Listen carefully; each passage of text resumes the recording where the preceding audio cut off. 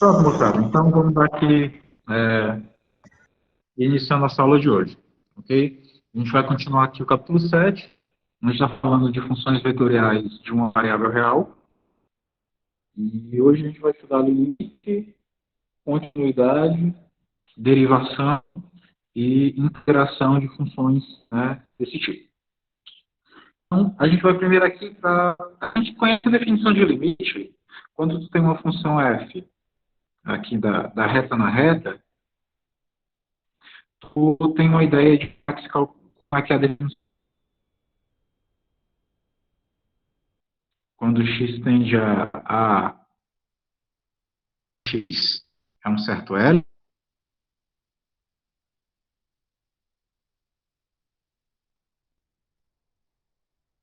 se e somente se, para todo epsilon maior do que zero, né, existe um delta maior do que zero, tal que o módulo de x menos a é menor do que delta, ao passo que o módulo de f de x menos L é menor do que um epsilon. Vocês estão conseguindo enxergar até aqui o epsilon que eu escrevi? Nessa linha aqui do Mais ou epsilon? menos, Aldez. Não, aí dá pra enxergar, dá. Só que a internet tá meio baldeada, aí fica meio ruim. Aí fica meio embaçado, né? Mas eu acho que daria bom, assim, depois que terminasse a aula, tu tirasse foto das tuas anotações, fizesse um PDF e mandasse no grupo, Mano, tranquilo, viu? tranquilo. Vou até aqui nomear as páginas para eu não me perder e colocar na sequência lógica. Pronto, valeu. Pronto, galera. Essa daqui é a definição que a gente tem de limite quando tu tem uma função da reta na reta. Só que o que a gente tem é uma função da reta em um espaço vetorial. Por exemplo, o R2, o R3, etc e tal. Então, o que a gente tem é isso daqui, uma função da reta no Rn. Então, quando é que eu vou dizer que esse limite existe, né? Então, o que é o limite quando t tende a um certo t0 da função zona lá f de t, quando é que isso daqui dá um certo L.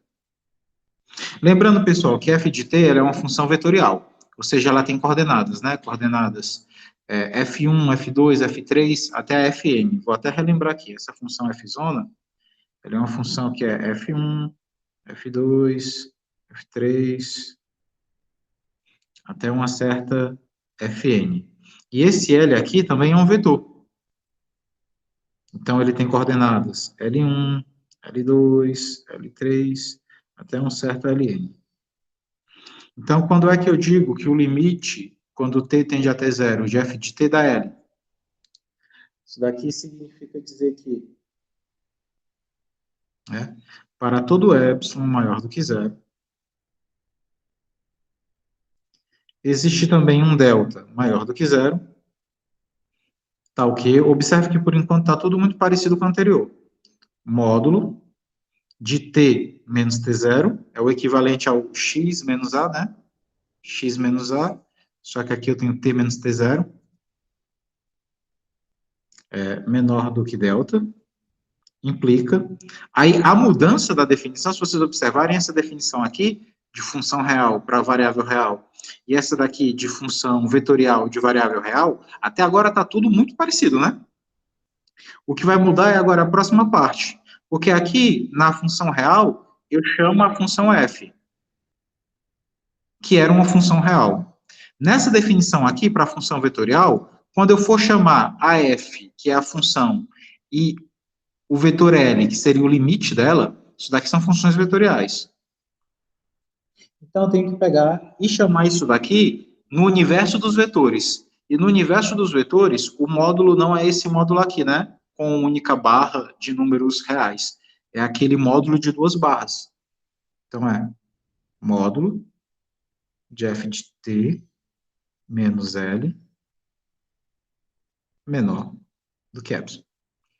Então, assim, no fringir dos ovos e na prática, qual é a diferença de uma para outra? onde tem o F e o L, você ganhou 2 barrinhas. Se você olhar dessa definição de K para essa definição de K, a única diferença do limite é que aqui os vetores estão sendo observados em módulo. Aqui também, só que aqui, como são números reais, o módulo é único. Aqui, como são vetores, o módulo é um módulo em 2 barras. Lembrando que esse módulo aqui dos vetores, galera, é aquele módulo como a gente calculou em geometria analítica, né? É a raiz quadrada da soma dos quadrados das coordenadas. Beleza? Essa daqui é a definição do limite de funções vetoriais de uma única variável. E o que isso quer dizer, Odés? Assim, na prática mesmo. Certo. Na prática, o que você tem é o seguinte. Eu vou fazer aqui o caso n igual a 2, que é o caso do plano, que é o mesmo caso que o Vidorizi faz, mas depois eu posso fazer o caso n igual a 3, que é quando você reverbera o espaço. O que isso significa? Bom, a minha função vetorial, ela vai dar reta no Rn. Então, se ela vai na reta, está aqui o conjunto dos números reais. Aí tu tem o t, que é meio que um ponto móvel, e aqui é o t0, que é um ponto fixo. E você sabe que o t, ele tende ao t0, ou seja, esse camarada aqui vai se aproximando. O t vai pontualmente aqui se aproximando do t0.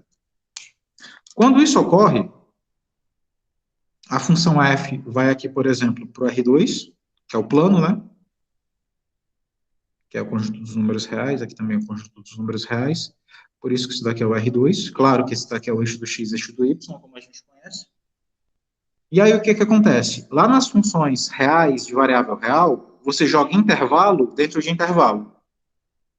No R2, você joga um intervalo dentro de um círculo. Então o que tu tem é algo assim.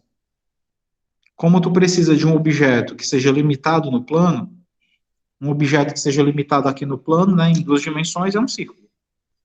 Já que os outros objetos podem ser que sejam abertos, e aí fiquem maiores do que o próprio plano. E aí o que acontece? O centro do teu círculo, ele vai ser o L, que é o teu limite, ou seja, tu está tentando fazer com que o T0, que é o extremo fixo daqui, chegue no círculo, no centro do círculo. Observe que aqui eu estou indo de T a TT0. Isso daqui é uma distância. E observe que pela definição, T menos T0, que também é uma distância, é sempre menor do que o delta. Então é como se essa distância do T até o T0 fosse medida pelo delta. E aqui, o que vai ficar variando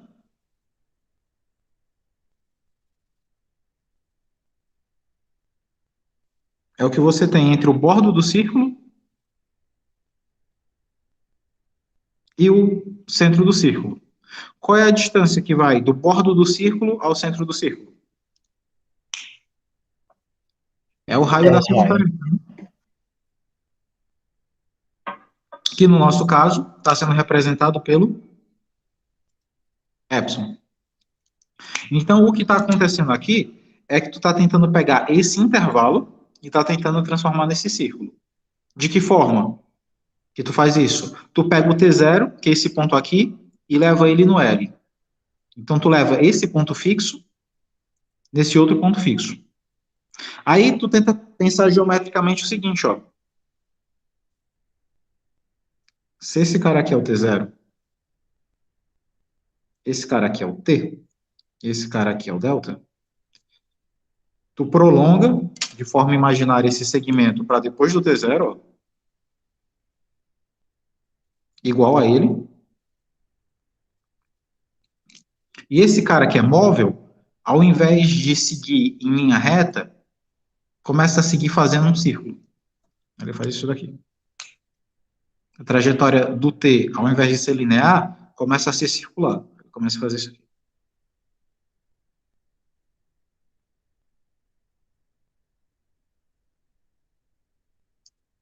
Aí você leva o T no F de T, porque quem vai fazer esse movimento de pegar o T que andava em reta e começar a fazer ele girar vai ser a função ft. que é essa função que está aqui, ó.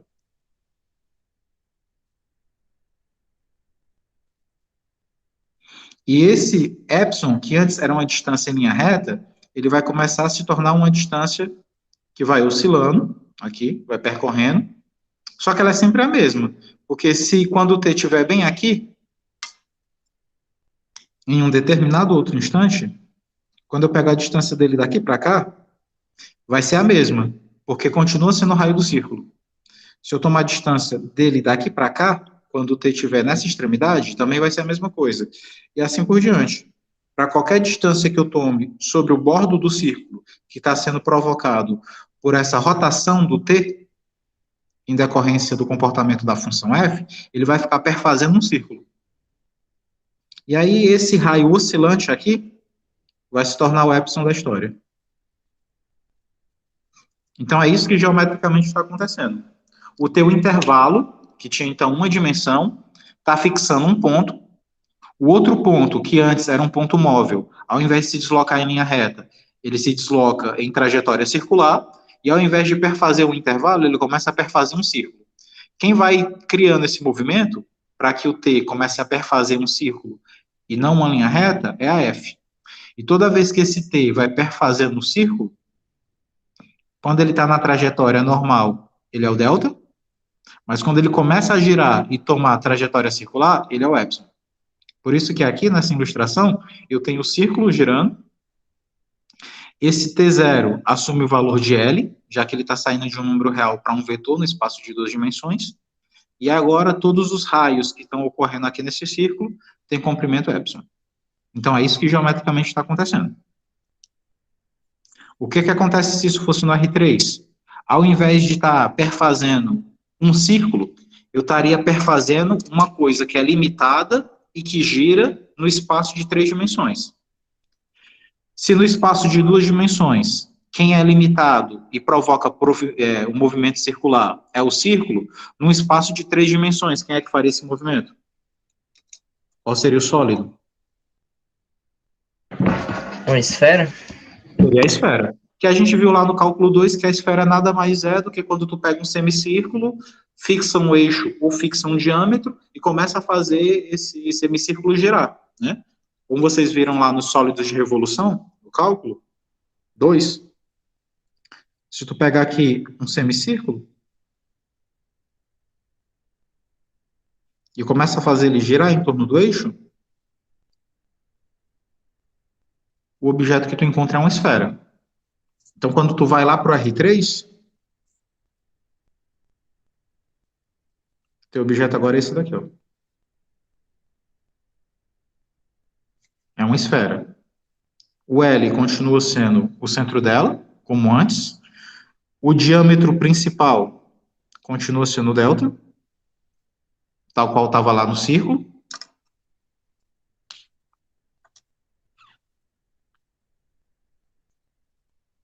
E esses, vamos chamar de diâmetros de rotação. Perdão, raios de rotação.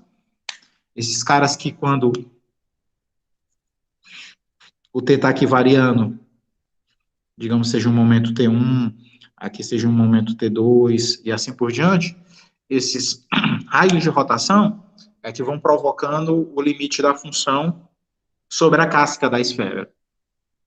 Então você pode dizer, pode pelo menos intuir, que no espaço a tua função ela está perfeitamente contida dentro de uma esfera. Essa esfera ela possui uma casca onde os valores de t vão se atribuindo e o intuito é que os valores de t vão saindo da casca e vão se dirigindo para o centro da esfera. Então, o que o limite está fazendo é isso. O limite ele está pegando vetores que ficam em cima da tua esfera e que procuram em que direção seguir para encontrar o centro. Então, imagine que tu tem um vetor. Eu adoraria que o Guidorizi fizesse metade das interpretações geométricas, mas ele não faz, então pelo menos eu faço. Então, imagina que tu tem um vetor bem aqui, ó. Aí esse vetor vai começar a andar a partir do tempo, né? E toda vez que ele anda, ele toma um ponto da esfera e vai aqui, saindo de forma tangente. Só que vai chegar um momento que ele vai começar a sair cada vez menos da esfera. Ou seja, ele vai começar a chegar no limite das saídas, né? Vai chegar um momento que ele vai começar a mudar de sentido aqui. Então, daqui a gente vai ver nas derivadas direcionais que ele consegue fazer isso de fato. E aí ele vai aqui, ó, de pouquinho em pouquinho, buscando chegar no L. Então é isso que está acontecendo. Você está criando um campo de vetores sobre, nesse caso do R3, né, que é o espaço de 3 dimensões. Você está gerando um campo de vetores. Esse campo de vetores vem tangenciando a esfera, de certa forma, ponto a ponto, escapando dela, mas vai chegar um momento que eles vão ficar escapando cada vez menos e vão buscando um caminho para ir para o centro da esfera. E justamente no centro da esfera você vai encontrar o seu limite. Até porque depois que você chega no centro da esfera, imagine que todos os vetores chegaram no centro da esfera. O que acontece com a esfera? Ela vira um ponto, né? Ela vira justamente o L. Então, a tendência é que você esteja recobrindo a superfície por um campo de vetores, isso na física é quase santo, né? Então, você tem um campo de vetores que está percorrendo a superfície em busca de convergir no sentido do seu centro. Se você consegue fazer com que ele convirja para o sentido do centro, você chegou no limite da função. Ok? Claro que nem sempre isso vai acontecer, né? Dependendo da função que você esteja usando, às vezes a função não tem limite. A gente conhece aí trocentos casos de funções que não têm limite. Mas quando ocorre, quando o limite existe, isso ocorre aí. Tranquilo, pessoal? Deu para entender aí a geometria da coisa? Tranquilo, professor. Tudo certo. Beleza. Tem um teorema que é legal, que é uma condição necessária e suficiente para que se existam limites. Mas, assim, como eu só conheço um jeito de se aprender matemática, que é o método da BIC, exercício 1. Prove que limite, quando t tende a t zero, da função f de t é igual a um L, se somente se. Aqui ficou meio borrado. Confere aí se é minha internet, por favor. Ou de Aqui alguém. está de... Melhorou? T tende a t Melhorou. zero. Página 2. T zero do módulo de f de t menos L igual a zero. Traduzindo, se tu tem uma função vetorial, o limite dela só existe se o limite do módulo dela dá zero. Então, está calculando aqui o limite quando t tende a t zero de uma função. Está dando um vetor, é o vetor L. Isso daqui só ocorre se, quando eu pego a função, subtraio do vetor e tiro o módulo, calculo o módulo, e faço o limite, isso dá zero. Vocês entendem o que isso daqui geometricamente está querendo me dizer? Lembrem da ideia do limite. O limite é uma aproximação. Então, estou dizendo que quando t tende a t zero, esse vetor está cada vez mais perto desse. Esse vetor aqui, que é o vetor f, que é o vetor da função, está cada vez mais perto desse vetor L. O que significa dizer que dois vetores estão extremamente próximos? Dois vetores são extremamente próximos quando a distância deles vai ficando cada vez menor. E como é que eu calculo a distância entre dois vetores, pessoal? Eu subtraio os dois vetores, só que quando eu subtraio dois vetores, o resultado é um vetor. Mas eu quero saber o tamanho desse vetor. Porque se eu tenho dois vetores aqui, ó, digamos, um vetor f, isso daqui ainda não é demonstração, viu? É a interpretação geométrica. Esse vetor aqui tem até densidade. Esquece esse cara aqui. Tá aqui o vetor f. Aí digamos que tu tem um vetor L. Pode ser paralelo a ele, pode ser que não. Aí eu quero saber a distância desse para esse. Aí o que tu faz geometricamente? Tu cria o vetor oposto ao L, que no caso é o vetor menos L. Tem mesmo módulo, mesma direção, porém sentido oposto. E aí soma esses dois camaradas, criando o vetor V menos L. Ou seja, o vetor V menos L é a diferença do vetor F para o vetor L e diz o quanto esse está mais longe desse. Calcular a distância que os pontos desses vetores têm entre si. Só que quando eu calculo o limite, eu quero que essa distância fique bem pequena, né? Ou seja, eu quero que cada vez mais o vetor F fique próximo do vetor L. Isso só vai acontecer quando a distância entre eles for a menor possível. Todo mundo concorda com esse argumento aqui que eu estou explicitando? Um vetor só se aproxima suficientemente de outro quando a distância deles se torna cada vez menor ao decorrer do tempo. Lembrando que esse t aqui é o nosso meio que parâmetro de tempo. Beleza? Então, o vetor f menos L é um vetor que calcula a distância entre eles. Só que distância não é vetor. Distância é número. E o que eu tenho é um vetor.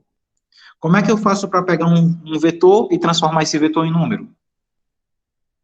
Se eu tenho um vetor e eu quero ter uma ideia de como é que é o comportamento numérico dele, comportamento real, a termos de número, eu pego o vetor e calculo o módulo dele. Aí isso daqui deixa de ser vetor e passa a ser número. Então já pode começar a representar uma distância. E qual é a menor distância possível entre dois vetores? A menor distância possível entre dois vetores é zero, já que a distância é sempre uma coisa positiva ou nulo, né? Então, o que esse exercício está querendo dizer para a gente, que o F só fica muito próximo de L quando a sua diferença em módulo se torna zero. Ou seja, quando eles estão tão perto um do outro que a distância de um para o outro é praticamente imperceptível. Como diria o cálculo, é infinitesimal. Ou seja, é tão pequena quanto se deseja. Deu para entender aí a interpretação do que esse problema quer dizer? Deu sim, André. Vamos provar essa gracinha, então.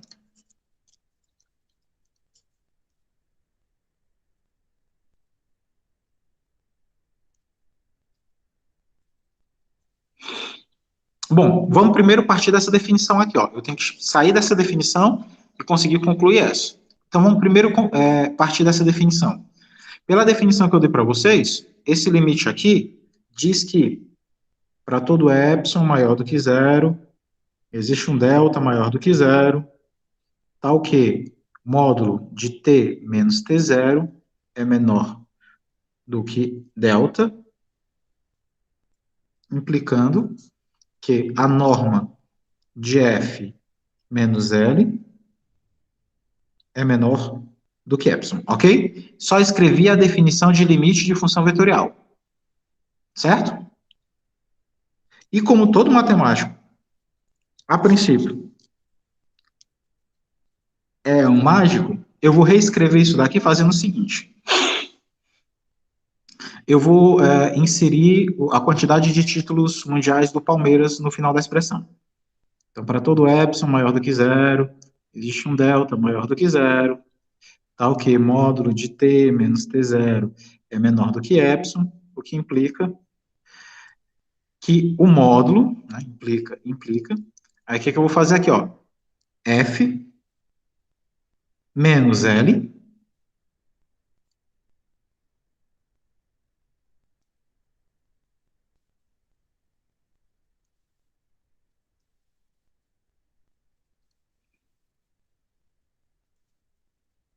menos zero menor do que epsilon. Então, observe que a diferença desse para esse é que aqui ao final eu acrescentei menos zero. Ok? Para todo epsilon maior do que zero, existe um delta maior do que zero, tá ok. Ó, isso daqui é um número real.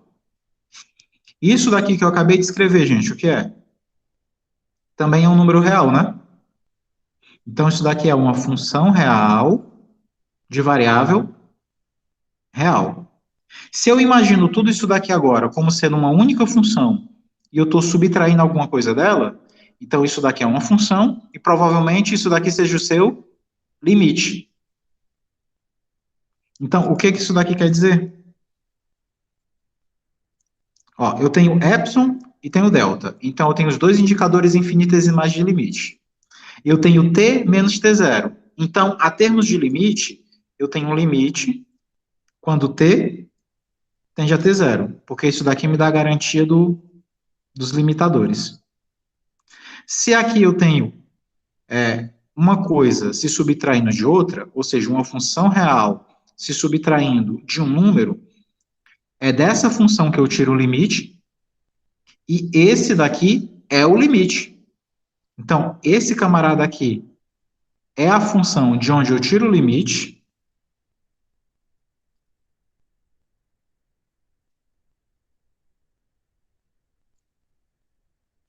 e esse cara que vem depois do negativo é o resultado do limite.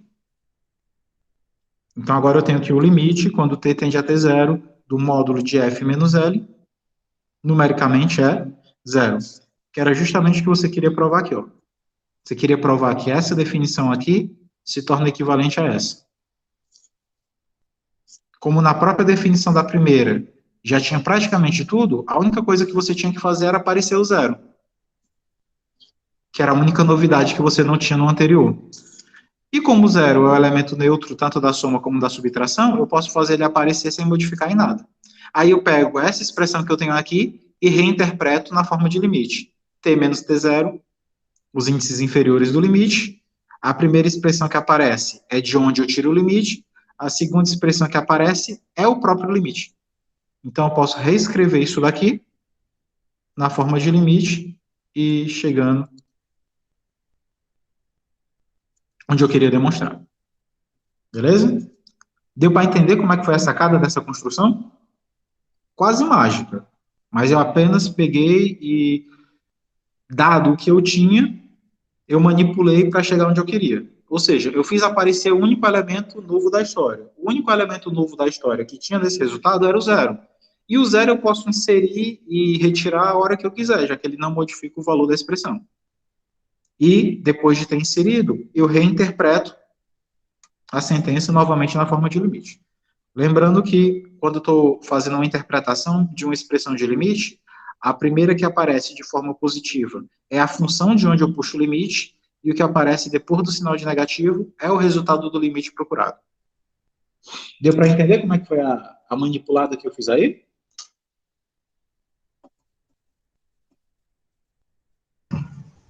Deu sim, Anderson, tá show de bola. É mágica, foi Deu quase certo. mágica. Mas de fato, você só tinha que...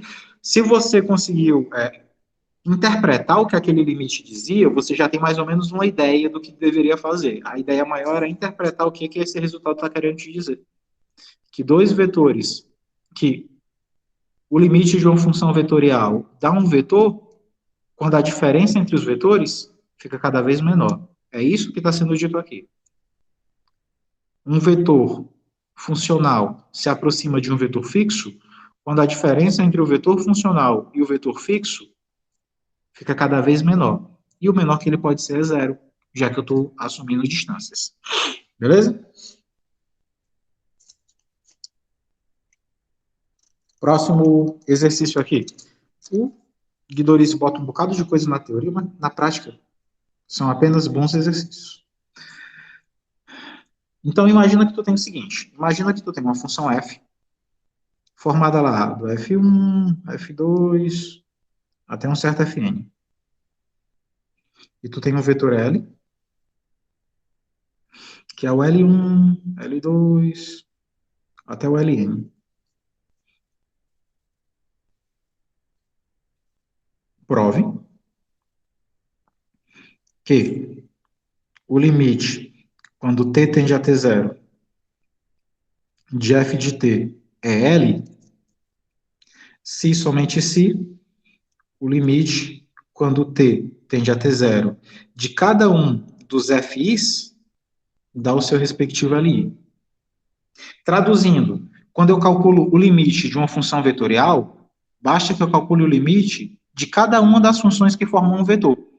Então, é meio que o limite, que antes é um limite para o vetor inteiro, ele se torna um limite para cada uma das suas componentes, para cada uma das suas coordenadas. Então, esse exercício, ele está te dando uma forma de se calcular limite de vetor.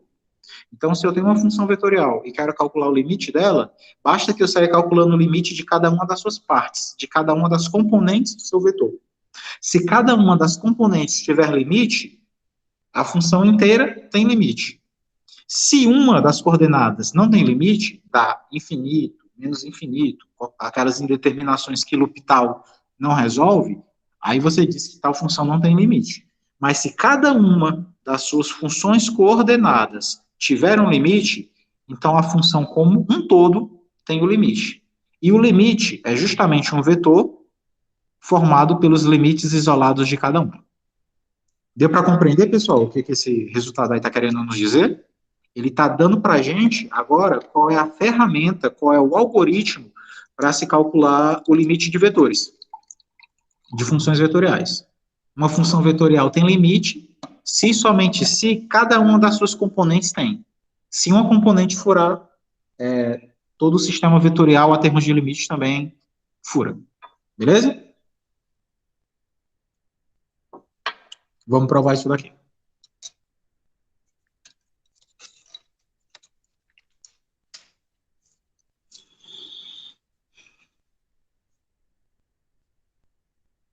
Beleza, vamos lá, prova.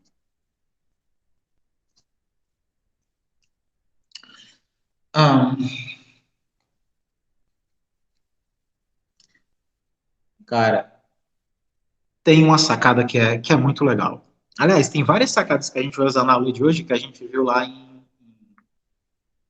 analítica. E nem estava nos meus planos pegar cálculo 3, mas aí parece que a disciplina de analítica foi quase pensada para o cálculo 3 nesse sentido. Bom, a gente provou lá no primeiro exercício que o limite, quando t tende a ter zero, de ft é L, se e somente se o limite, quando t tende a ter zero, do módulo disso, dá zero, correto? O limite vetorial existe quando o limite em módulo dá zero. Tranquilo? Aí o que a gente vai fazer agora? Isso daqui é um vetor. Mas eu posso calcular o módulo desse vetor, não posso, pessoal? Quem é o vetor f menos o vetor L? O f é formado por F1, F2, F3 até Fn. O L é formado por L1, L2, L3 até o Ln. Então, isso daqui vai ser, ó, o F1 menos o L1, o F2 menos o L2, e assim por diante, até o Fn menos o Ln. Como aqui, nesse resultado, eu estou falando do módulo, eu sei que o módulo desse camaradinho aqui, ó, o módulo de Ft menos L, é a raiz quadrada da soma dos quadrados das coordenadas. Então, isso é F1 menos L1 ao quadrado, mais F2 menos L2 ao quadrado, e assim por diante, até o Fn menos Ln ao quadrado. Beleza? Pronto. E aí, uma sacada. Pessoal, isso daqui, ó, Ft menos L em módulo é a soma de tudo isso daqui, correto? Se eu tiro uma dessas parcelas, o que fica? É maior ou é menor do que ele por completo?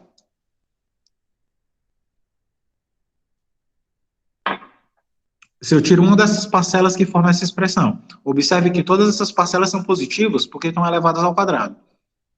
Se eu retiro uma delas, o que ocorre com o valor que sobra? Ele é maior ou é menor do que esse daqui? Ele fica menor? Ele é menor. Então, cada uma dessas parcelas aqui é menor do que o completo. É como se você pensasse, dado um vetor, cada pedaço do vetor é menor do que o vetor inteiro. A grosso modo, né? Se você imaginasse que você pode pegar o vetor e quebrar, coisa que a gente sabe que não pode. Mas é como se fosse isso. Cada pedacinho desse, então, por exemplo, o módulo do F1 menos L1, ele é menor do que o vetor inteiro.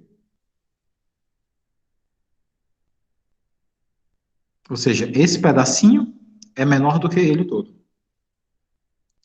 Da mesma forma, o L2, do F2. F2 menos L2 é menor do que o vetor inteiro.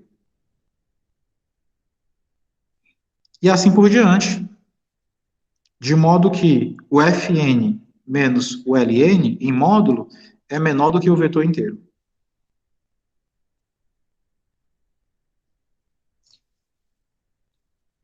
Beleza? Só que isso daqui, pessoal, ó, em módulo, é sempre o número positivo, correto? Então, F1 menos L1 é sempre positivo ou zero. Positivo ou zero. Positivo ou zero. Beleza? Então, esse cara aqui, querendo ou não, ele é maior do que zero. Esse cara aqui, por ser módulo, é maior do que zero. Esse cara aqui, em módulo, é maior do que zero. Beleza?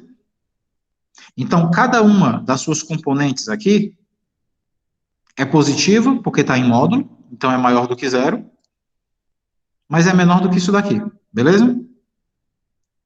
Como eu estou falando de limite, eu vou aplicar limite a cada uma dessas N equações aqui. Eu vou escrever o seguinte, ó. Isso daqui vai ficar limite quando t tende a ter zero de zero, menor que limite quando t tende a ter zero do módulo de F1 menos L1, que é menor do que o limite quando t tende a ter zero do módulo de Ft menos L. Beleza? Eu peguei essa primeira inequação aqui de cima e apliquei limite em todo mundo. Tranquilo? Quanto é o limite do zero? Como zero é constante, o limite de zero é zero. Menor que, esse limite do meio eu não sei quanto é que vale, limite de t tendendo a ter zero do módulo de F1 menos L1, menor que, e quanto é que vale esse limite? O limite quando t tende a ter zero do módulo de Ft menos L. Se tu olha para o primeiro exercício, o exercício está... Ele vai ser zero também. Vai ser zero também. Pelo primeiro exercício que a gente fez, esse camarada aqui, ó, também vai ser zero. Beleza? Aí o que que acontece? Esse limite, ele está preso entre dois que dão zero. E tem um teorema lá do cálculo 1 que me garante qual é o valor desse limite aqui do meio. Que teorema é esse? Teorema do confronto, é? O teorema do confronto. O famoso teorema do sanduíche. Então, se eu tenho funções que limitam à esquerda e à direita uma outra determinada função, como se fosse um recheio de sanduíche, né? Aqui é o pão de baixo, aqui é o pão de cima, esse cara aqui é o miolo, é o recheio. Se isso ocorre e os limites trancam essa função, significa que essa função do meio tem o mesmo limite que as outras. Então, essa funçãozinha aqui do meio, isso daqui me conclui pelo teorema do confronto, né? Então, vou colocar aqui, ó. Pelo teorema do confronto,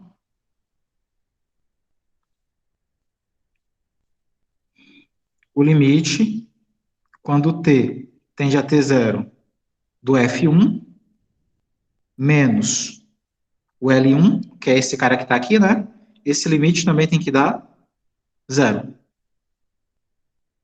Só que o limite da subtração é a subtração dos limites, pelas propriedades de limite, né? Lá do cálculo 1. Então, isso daqui eu posso escrever assim. Limite, quando t tende a ter zero de F1, menos o limite, quando t tende a ter zero do L1, isso é zero. Só que L1 é uma constante, né? Não é uma função, é uma constante. É uma componente do vetor L, que é um vetor constante. Então, o limite de uma constante é a própria constante. Então, isso daqui me dá o limite, quando t tende a ter zero de F1, esse limite dá o próprio L1 igual a zero. Agora eu pego e jogo esse L1 para o outro lado. Isso daqui me dá o limite, quando t tende a ter zero, de F1, jogando o L1 para o outro lado, igual a L1. Ou seja, o limite do F1 deu L1. Por consequência, o limite do F2, repetindo os passos, vai dar L2. O limite de F3 dá L3. E o limite, obviamente, de Fn dá Ln. Ou seja, o limite do vetor nada mais é do que o limite de cada uma das suas coordenadas. Que era o que você estava querendo provar. O que você estava querendo aqui provar no exercício era isso aqui, ó. Que o limite do vetor é o limite de cada uma das suas coordenadas, né? Quando eu escrevo FI, LI, FI é uma determinada coordenada e LI é a coordenada correspondente, só que em outro vetor. Então, o F1 vai no L1, o F2 vai no L2, e assim até que o Fn vá no Ln. E foi o que você provou. Você provou que F1 está indo no L1, e repetindo os passos, o F2 vai no L2, o F3 vai no L3, até que o Fn vai no Ln. E assim você acaba de definir qual é o algoritmo para determinar o limite de funções vetoriais. Basta calcular o limite de cada uma das suas coordenadas. Tranquilo, moçada? Deu para entender a solução desse problema aí?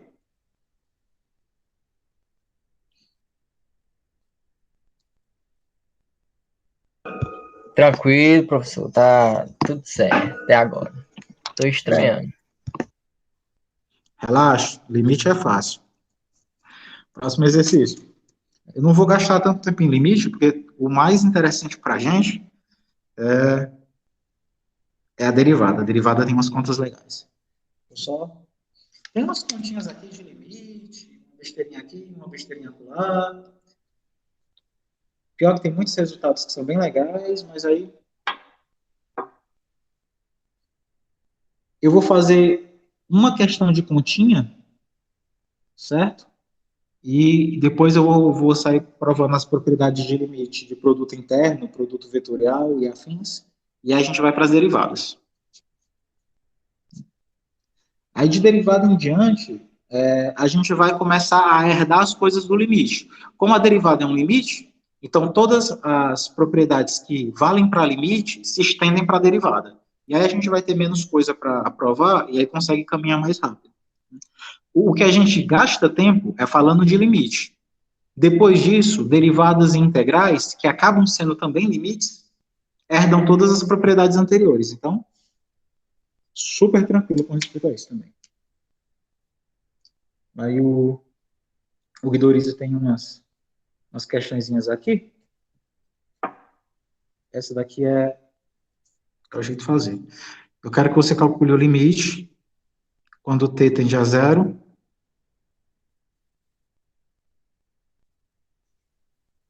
da função f de t. A qual a função f de t é essa daqui, ó. Seno de t sobre t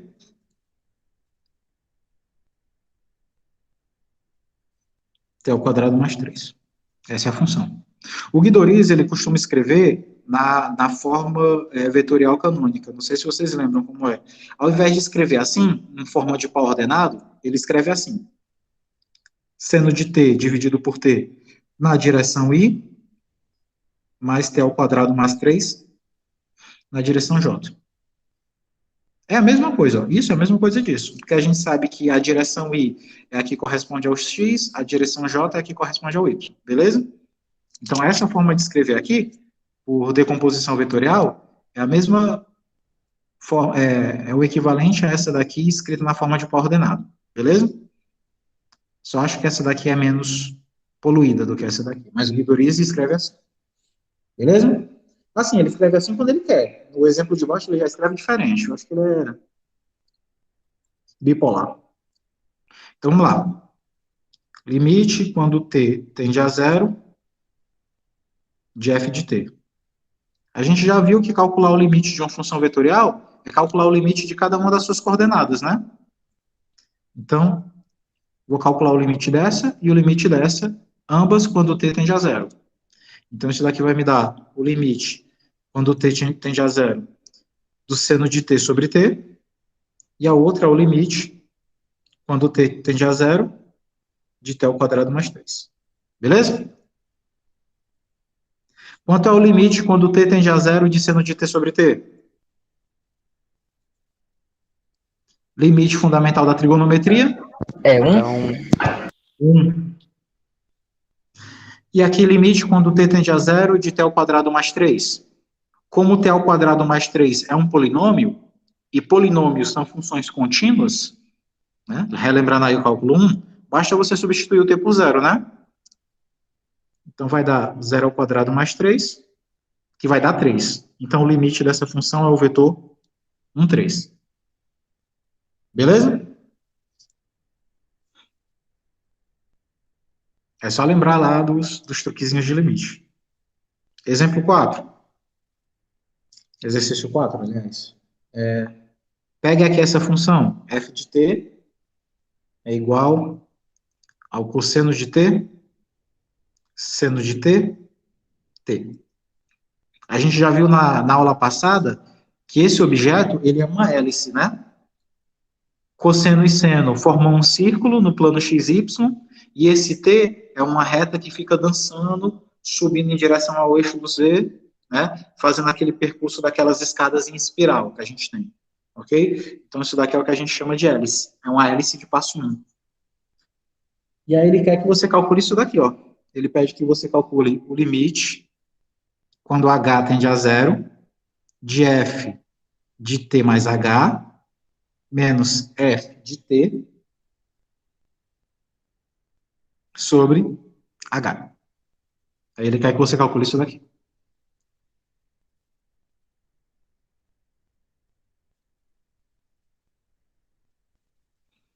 Pessoal, o que é isso daqui? Limite quando h tende a zero de f de t mais h menos f de t sobre h.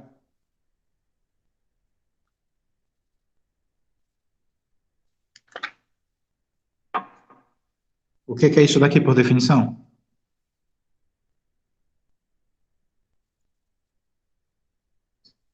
Isso daqui é a derivada, né? A derivada na forma de Leibniz, né? Na escrita de Leibniz.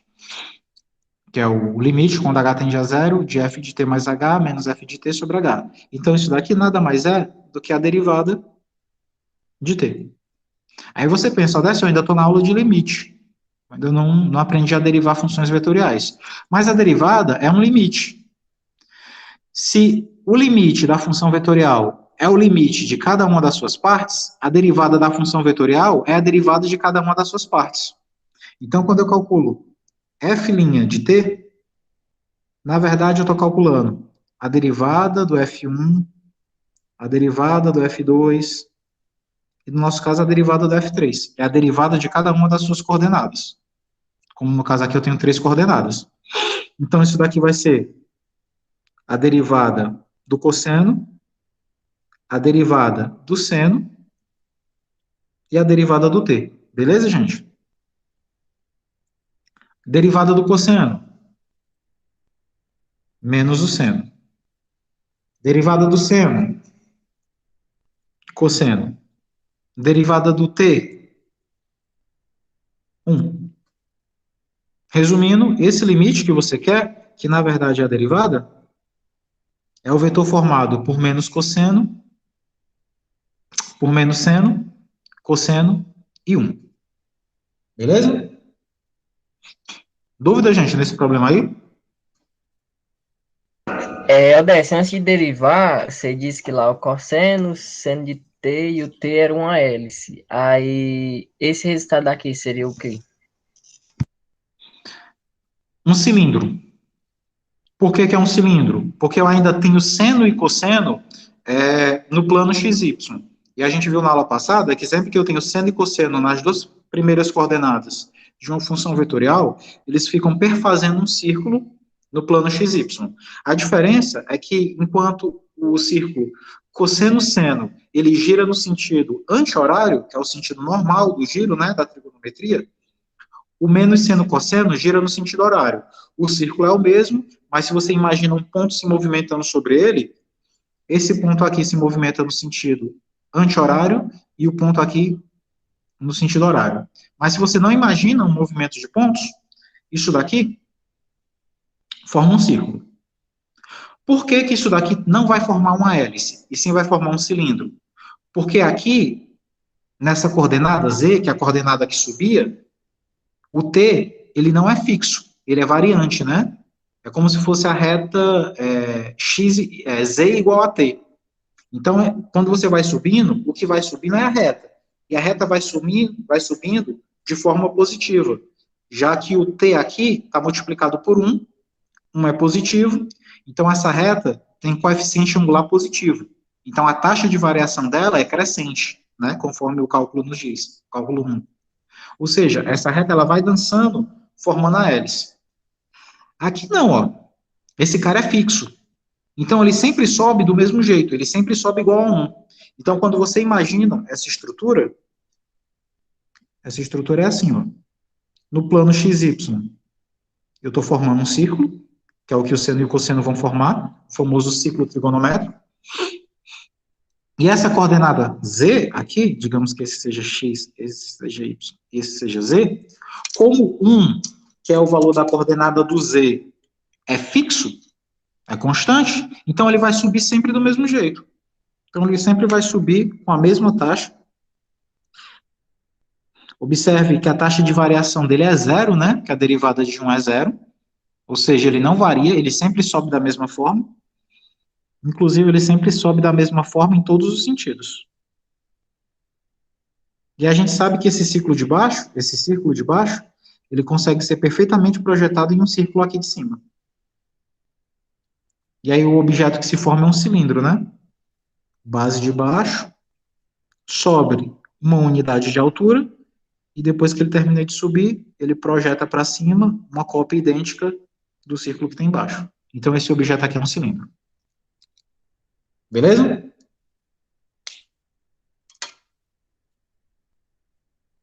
Deu para entender aí a construção? Deu sim, deu sim.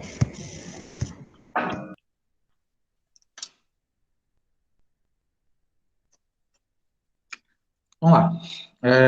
Outro resultado aqui bem interessante.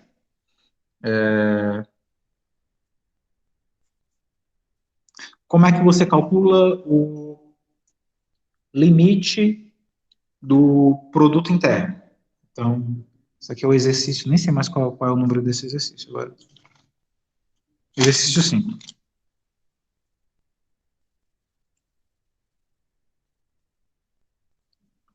Prove que se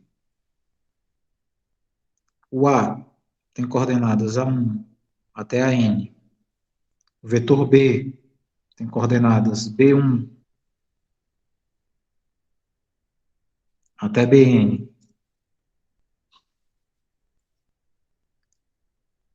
se o limite de uma função f dá o A e o limite de uma certa função vetorial g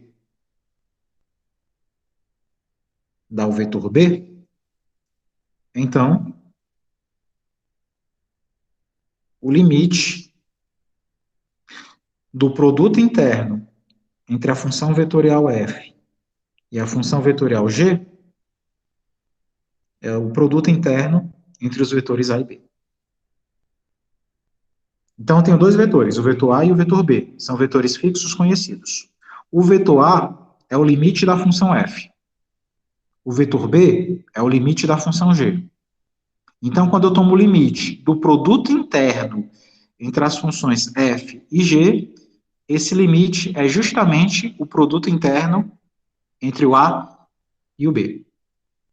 O que intuitivamente isso está lhe dizendo?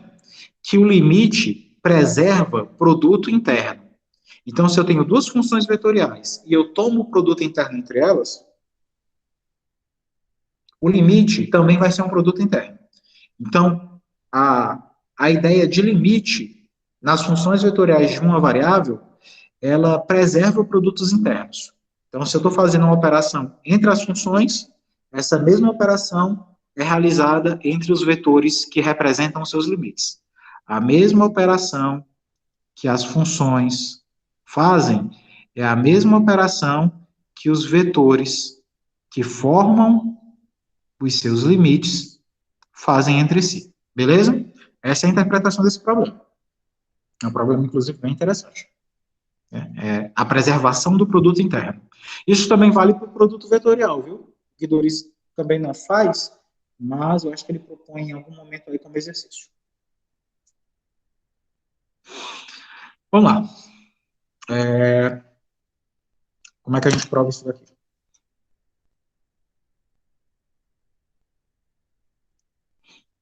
Bom, a gente sabe que a função f, ela é uma certa f1 até fn.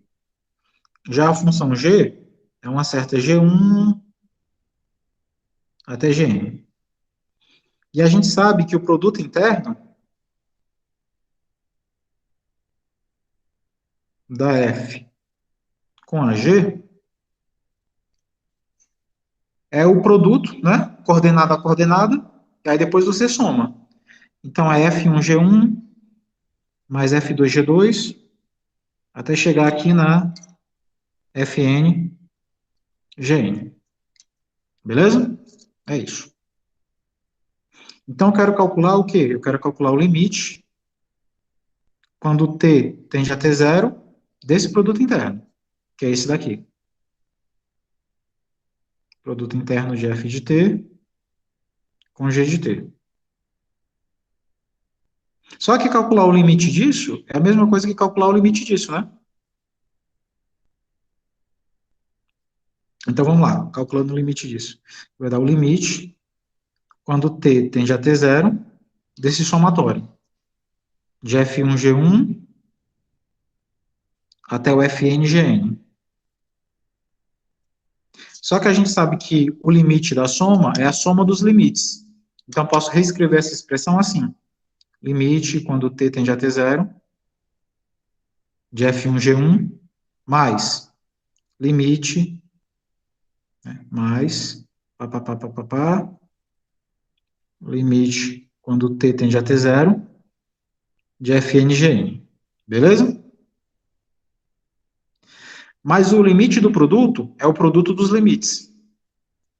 Então, isso daqui é o limite quando t tende a t0 do F1, vezes o limite quando t tende a t0 do G1, mais, e esse produto aqui é o limite quando t tende a t0 do Fn, vezes o limite quando t tende a t0 do Gn. Ok? Só aplicando propriedades de limite de uma variável. Só que, pelo que a gente viu anteriormente, o limite do F1 é a primeira coordenada do vetor limite de f. E aqui, por hipótese, ó, o vetor limite de f é o a. Então, o f1 vai no a1, o f2 vai no a2, e assim por diante. E quando eu olho para o g1 vai no b1, o g2 vai no b2, até que o gn vai no bn. Então, quando eu trago para cá, o limite de f1 é a1, vezes o limite de g1 é b1. E aí, né, A2B2, A3B3, A4B4, até que você chega no último, que o limite de Fn é AN, e o limite de Gn é Bn. Então, eu tenho aqui A1B1, mais A2B2, mais A3B3, até o ANBn. Só que isso daqui, pessoal, é um produto interno entre As e Bs. Se isso daqui é um produto entre As e Bs, isso daqui é o produto interno entre o vetor que tem as coordenadas As, produto interno com o vetor que tem as coordenadas Bs. Que é justamente o que eu queria. Né? Provar que o limite de F, o limite do produto interno de F e G, também é um produto interno, só que agora entre A e B, que são os limites correspondentes a cada uma. E aí, fim da demonstração. Deu para entender aí como é que foi o esquema?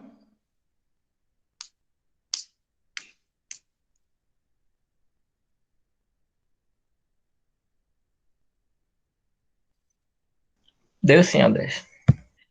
Beleza. Como não dá para resolver todos os exercícios que eu acho legais aqui, né? Por exemplo, dessa parte de limite, muito parecido com isso, a questão 2. É praticamente você repetindo essa mesma coisa que eu fiz aí, aplicando as propriedades. Aí tem duas que já não são tão fáceis, essas eu tenho que fazer. São, inclusive, resultados importantes. Questão 6.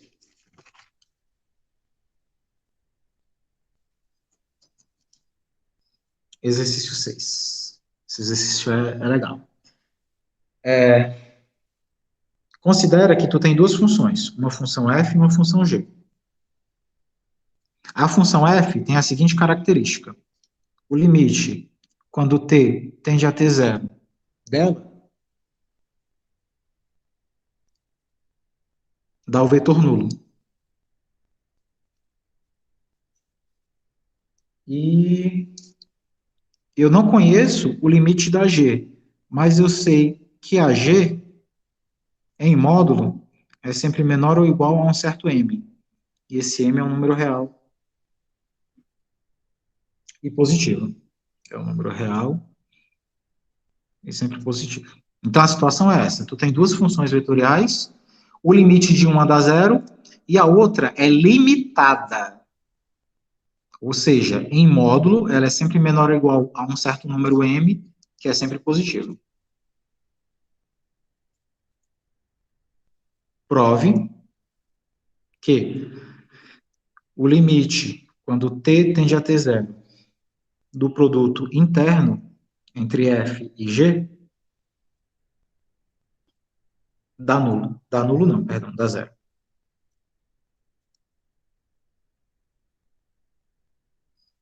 Não sei se vocês lembram, a gente fazia muitos limites em cálculo 1 com isso daqui. Se tu tem uma função cujo limite é zero e a outra função é limitada, então o limite do produto entre elas dava sempre zero. Essa daqui é a versão vetorial desse resultado. Ok?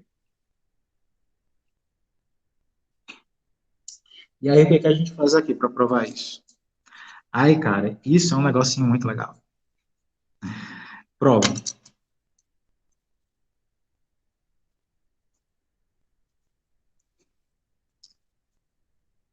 Pela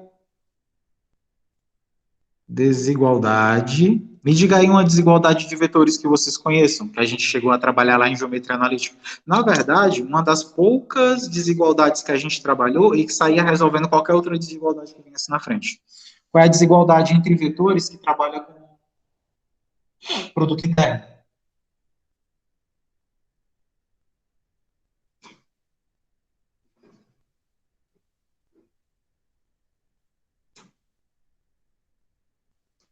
Desigualdade de Cauchy-Schwarz. Aquela desigualdade, né?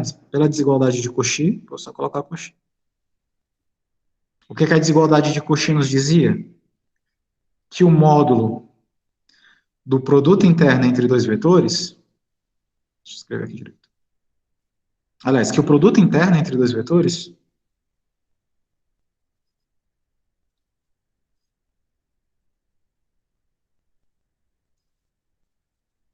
é sempre menor ou igual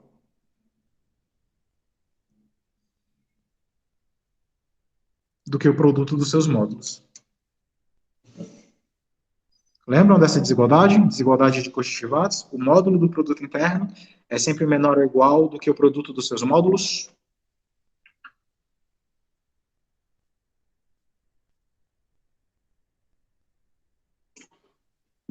A gente faz a demonstração usando lei dos cossenos. Isso, eu tô lembrando agora, eu tinha esquecido. Aí o que, que tu vai fazer? Toma o limite disso daqui. Limite quando t tende a ter zero, módulo do produto interno de f com g. Isso daqui é menor ou igual do que o limite, quando t tende a zero, da f, vezes, aí aqui eu já estou distribuindo, viu? O limite do produto pelo produto dos limites. Tende a zero, da norma de f. Pela norma de g, né? Limite da norma de f, limite da norma de g. Bom, isso daqui está limite. Quando t tende a ter zero, do módulo de f, g, é menor ou igual. Quem é o limite do módulo de f? A gente sabe que o limite da f dá o nulo. E pelo primeiro problema que a gente resolveu, se o limite de uma função dá nulo, o limite do módulo dela dá zero, né? Que é o módulo do vetor nulo. Então, esse limite aqui, pela hipótese de cima, é zero. Vezes limite de módulo de g. Mas observe que o módulo de g é limitado. Ele é sempre menor ou igual a um m. Então, o máximo que ele conseguiria dar, no limite, seria o próprio m. Qualquer coisa, isso dá menos de m. Então, eu posso assumir que esse limite aqui, quando t tende a zero de um módulo de g, é m. E 0 vezes m dá zero. Então, eu concluo aqui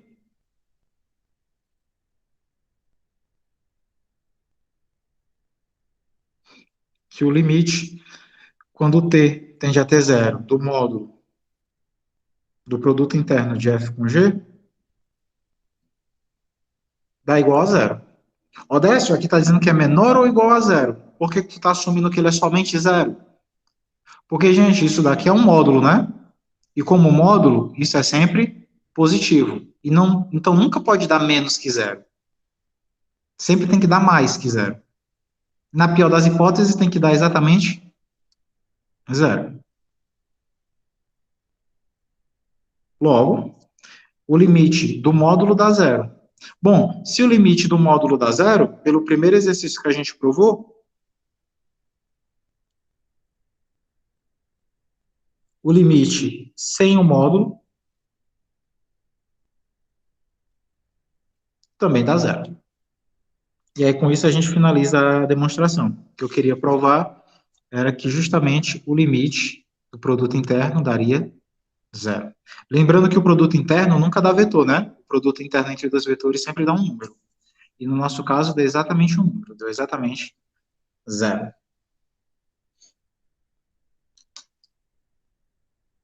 Beleza, moçada? Ô, Deu para Décio, entender?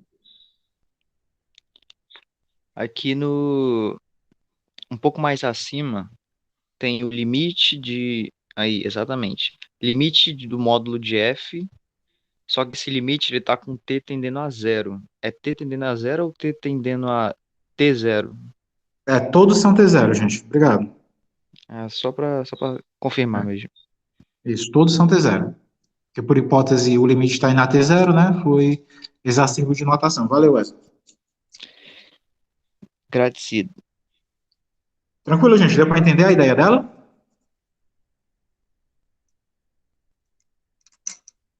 Tranquilo. O negócio era ter desenterrado a desigualdade de Cauchy-Schwarz, né? Por isso que um bom curso de geometria analítica ajuda bastante no cálculo vetorial. Porque você vai usar vetores, né? Então você não tem como fazer funções vetoriais se você não entende o comportamento do próprio vetor. Tranquilo? Bom, vamos para a derivada. O principal de derivada a gente acabou de fazer como exercício, né? Que a derivada de uma função vetorial é a derivada de cada uma das suas coordenadas. O resto tudo você acaba herdando. Derivadas.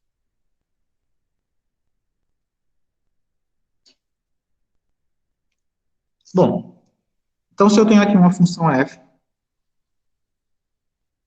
de coordenadas f1, f2 até fn, a derivada da função f, O Guidorizzi gosta de chamar assim, ó, df dt. É uma anotação que vocês da física usam muito também, né? Apesar que vocês da física gostam de colocar aquela bolinha, né? Para representar a derivada, um pontinho em cima da letra, que é a derivada temporal de Newton. Mas o Guidorizzi mistura todas as anotações aí. Então, a derivada de f com respeito ao tempo é a derivada de cada uma das suas coordenadas. Então, é a derivada de f1, a derivada de f2, até a derivada de f1. Pronto. Aqui não tem segredo, não tem mistério, é bem tranquilo. Beleza? E aí vamos fazer exercício. Engraçado que isso daqui a gente provou usando limite, lá nos exercícios de limite. Então não tem por que a gente provar de novo se a gente já provou, né? Vamos então para o exercício 7. Página 7, exercício 7.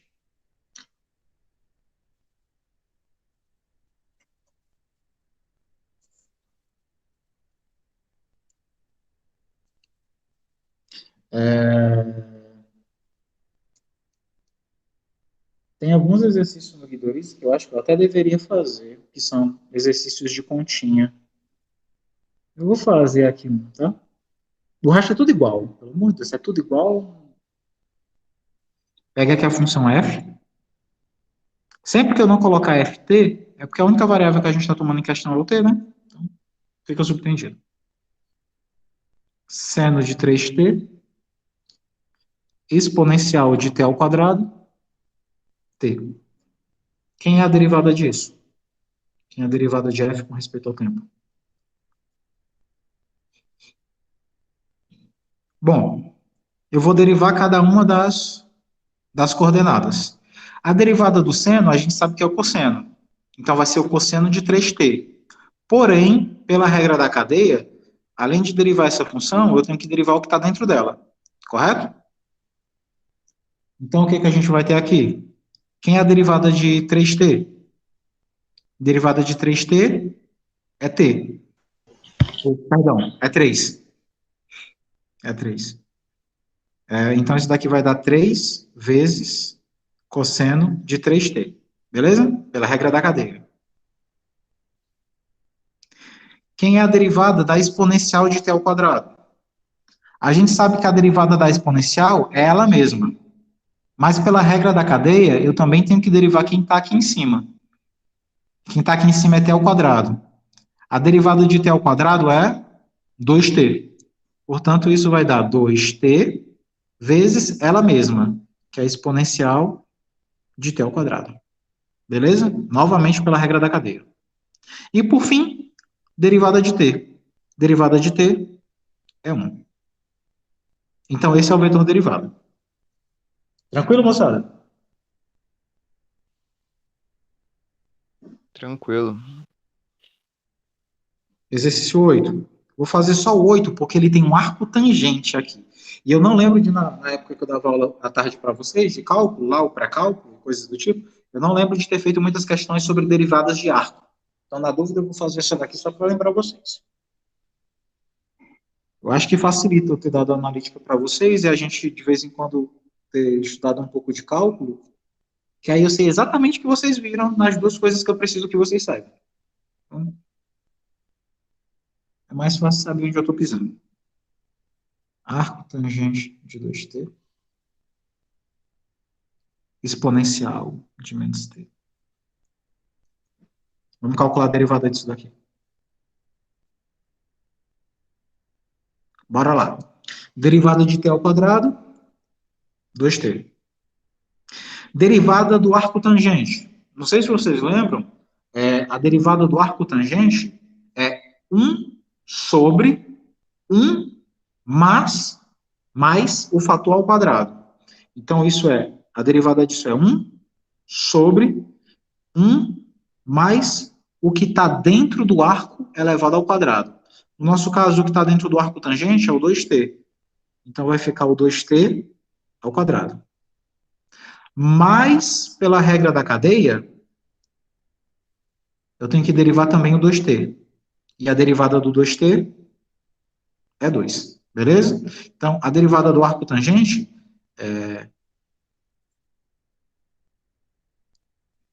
se eu tenho arco tangente de uma função u e vou derivar, só para lembrar vocês, é 1 sobre 1 mais u elevado ao quadrado, ou seja, o que está dentro do arco ao quadrado, vezes a derivada do que está no arco. Só para lembrar vocês de como é que se deriva um arco tangente. E quem é a derivada da exponencial de menos t? A derivada da exponencial é ela mesma, só que aí, pela regra da cadeia, eu tenho que subir e derivar o menos t. E a derivada de menos t é menos 1. Então, fica menos 1 vezes a exponencial de menos t. Igual. Fazendo a continha só para ficar bonito, 2t. Aqui, 1 vezes 2 são 2. Sobre 1 mais 2 ao quadrado são 4, t ao quadrado é t ao quadrado, então fica 4t ao quadrado. E aqui, menos 1 vezes essa exponencial dá menos a minha exponencial. Então, essa é a derivada. Dúvida?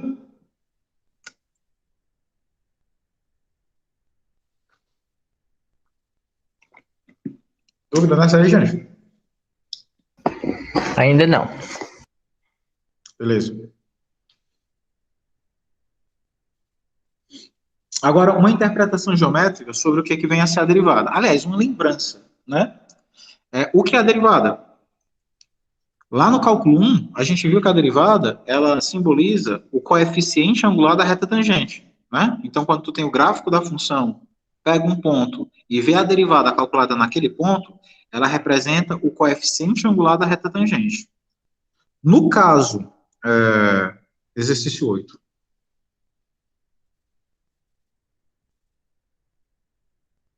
interprete geometricamente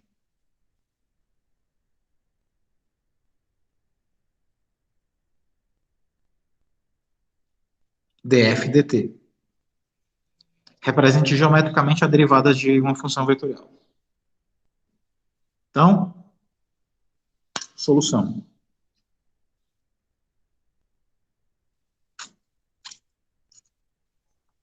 A gente sabe que as funções vetoriais, eu vou colocar aqui na dimensão 2, mas aí você pode colocar em qualquer dimensão.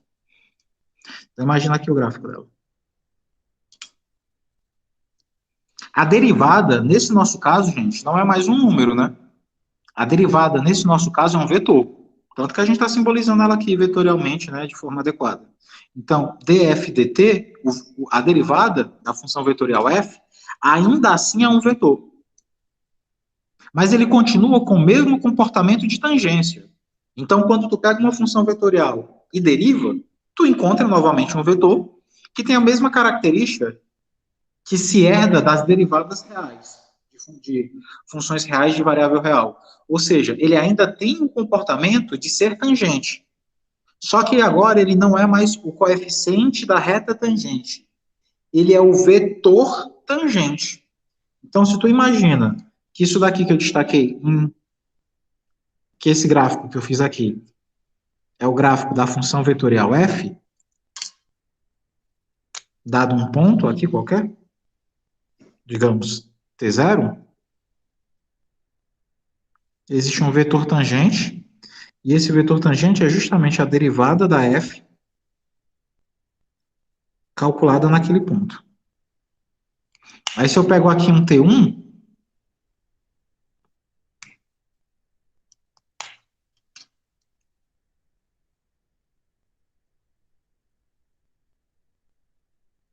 também existe um vetor tangente, e esse vetor tangente é justamente a derivada de f, observada agora no momento t1.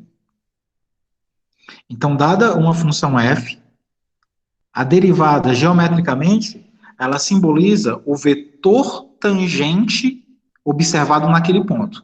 Então, vejam bem, cuidado aí para não trocar alhos por bugalhos, como diz a expressão antiga. Quando a função é uma função real, a derivada, ponto a ponto, simboliza o coeficiente da reta tangente. Se a função for vetorial, então a sua derivada simboliza, ponto a ponto, um vetor tangente que passa em um determinado instante. Ok? Então, essas coisinhas aí que eu destaquei em vermelho e preto são os vetores tangentes. Beleza? Essa é a interpretação geométrica da derivada. Deu para entender, pessoal, essa interpretação? Sim, senhor. Explica mais uma vez, Odécio. Pronto, beleza. Tu tem a função f. A função f, ela gera um gráfico. Apesar de ser uma função vetorial, quando tu pega o conjunto de todos os pontos, como a gente viu na aula passada, você tem um gráfico dela, né? Como a hélice, como o cilindro, como tudo que a gente viu lá na aula passada. Aí tu pega um ponto no gráfico dessa função. Aí tu calcula a derivada. Como a tua função f, ela é uma função vetorial, a tua derivada também é um vetor. Mas a derivada, desde o cálculo 1, ela tem a característica de representar as retas tangentes. Como agora tu tem um vetor, tu não tem mais a reta tangente, e sim um vetor. Mas esse vetor, ele continua com a natureza que a derivada dá para ele. Qual é a natureza que a derivada dá? É a natureza da tangência. Então, se tu pega aqui um ponto e calcula a derivada nesse ponto, a derivada não vai ser mais um número. A derivada vai ser um vetor, porque a sua função de origem também era um vetor. Então, nesse ponto, a derivada vai ser um vetor. Qual é a característica que esse vetor vai ter? Esse vetor sempre vai ser tangente ao gráfico da sua função. Se você olhar aqui, por exemplo, no momento t0, esse vetor, que é tangente ao gráfico, ou seja, toca o gráfico somente uma vez, é a derivada dessa função no tempo t0. Se tu pega agora o tempo t1, e nesse ponto calcular a derivada da f, ele também vai determinar um vetor tangente, que é justamente a derivada da f no ponto t2. Então, a derivada de uma função vetorial é sempre um vetor tangente ao gráfico daquela função. Essa é a interpretação geométrica. Deu para entender agora? Show de bola. E agora, o foda do professor de cálculo ter sido professor de geometria analítica, porque ele sabe exatamente o que deu no semestre atrasado. Aquele filme, eu sei o que vocês estudaram no semestre atrasado. Eu sou aquele cara do gancho. A diferença é que no final eu ganho. Então, exemplo 9.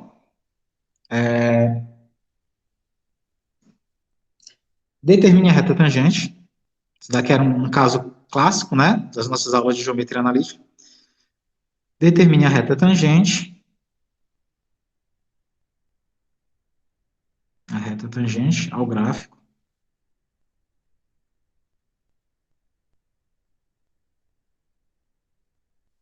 da função vetorial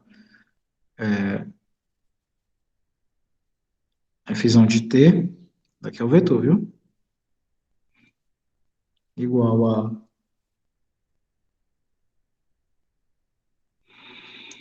cosseno de t, seno de t, no ponto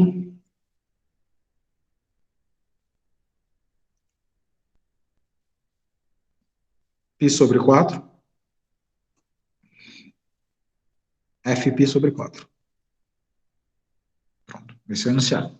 Determine a reta tangente ao gráfico dessa função, observada nesse ponto. Vamos lá, gente. Em geometria analítica, para determinar uma reta, o que é que tu precisa? Ponto e vetor.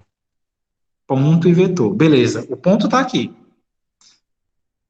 Como é que eu faço para extrair um vetor? Ó, eu quero que a minha reta seja tangente.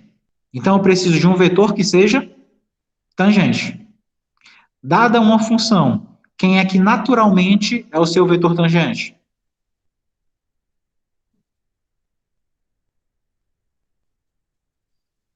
Dado o gráfico de uma função, quem é que naturalmente é o seu vetor tangente? Derivado. A derivada. Então, você já tem tudo. O que você vai fazer é o quê? Pegar a função, calcular a derivada vai te dar o vetor. A questão está te dando um ponto. Ponto com vetor gera reta. Então, essa é a sacada. É reconhecer que a natureza da derivada é de natureza vetorial e ainda tem a natureza da tangência, né? A derivada vai dar o vetor tangente. Então, solução. A função é essa.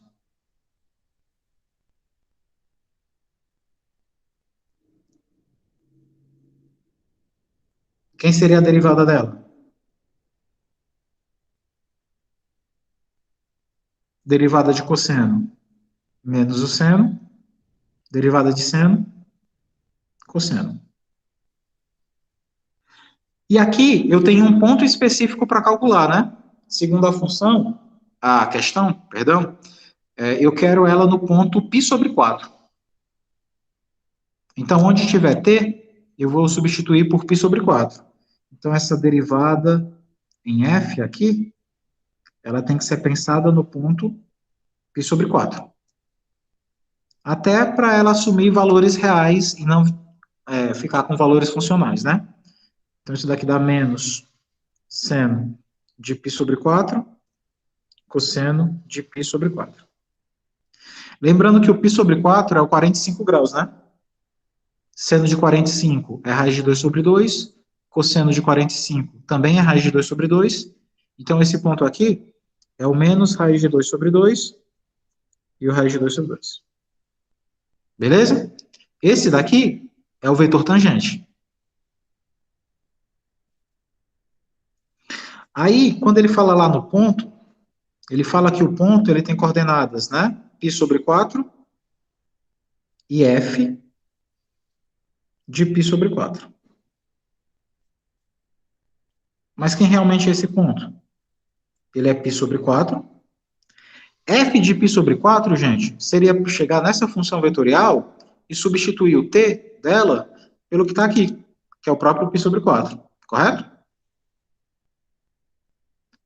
Então, o que eu teria aqui seria o quê? O ponto que eu teria aqui seria o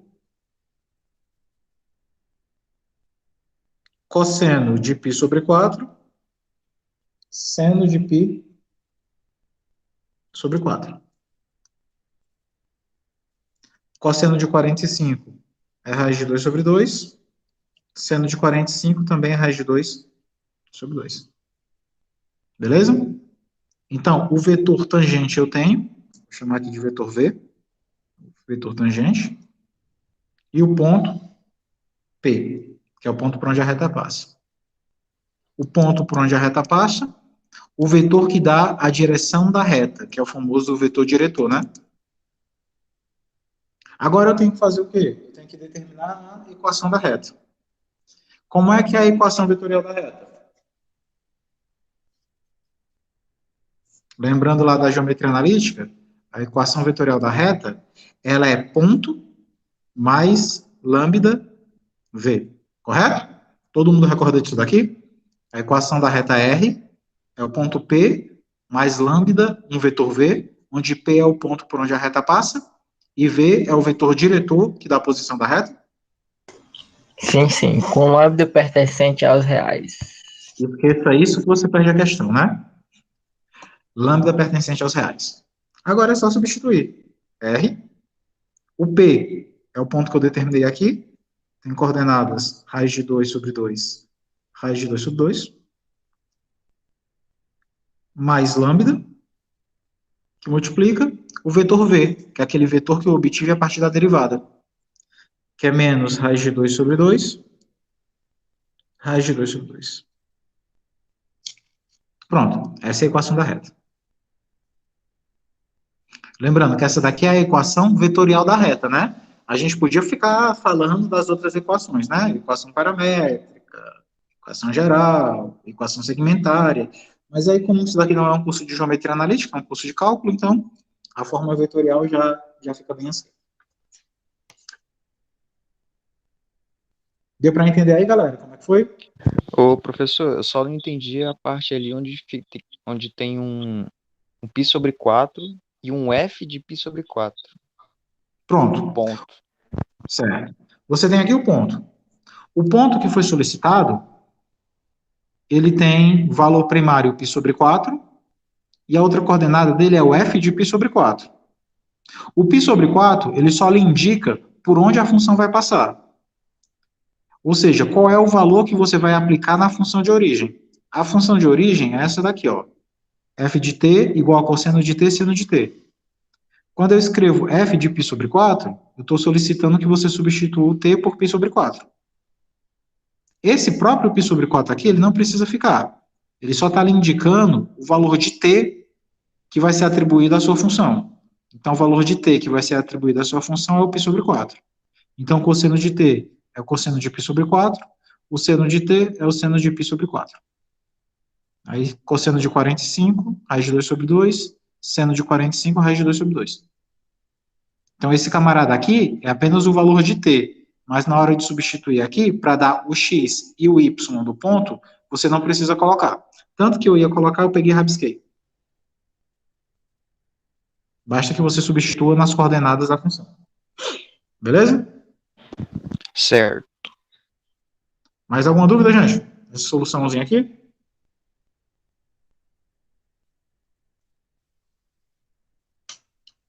Tranquilo, né? Exercício 10.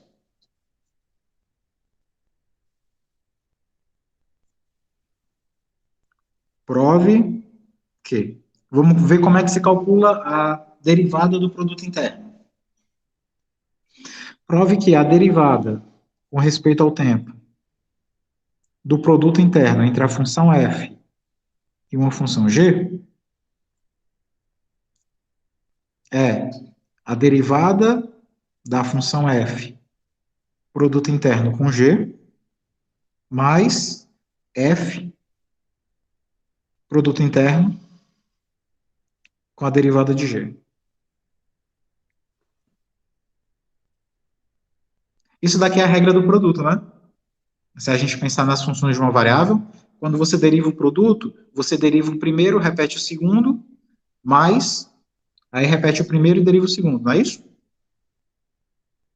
É o mesmo esquema aqui nos vetores, mas ao invés da multiplicação convencional, a operação que está sendo dada a eles é o produto interno. Beleza, gente? Deu para compreender o que esse problema está querendo nos dizer? Deu sim. Vamos provar, então. Prova.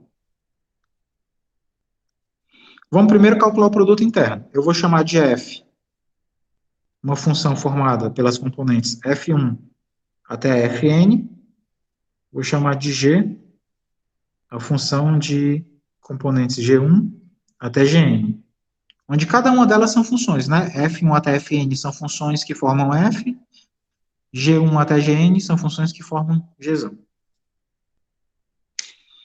Então, a gente sabe que a f, produto interno com g, vai ser a f1g1 mais f2g2, até chegar na fngn. Ok?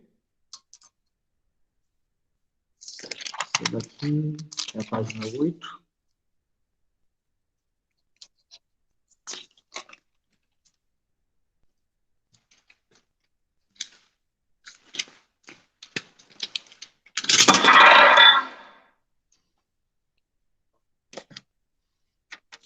Pronto. Vamos lá. Então, ó, eu quero calcular a derivada com respeito a tempo daquele produto interno lá, G, F com G. Só que a gente viu que F com G é aquele F1, G1, F2, G2 até o Fn, Gn. Então, isso daqui vai ser a derivada com respeito ao tempo daquele F1, G1 até o Fn, Gn. Só que a derivada da soma é a soma das derivadas.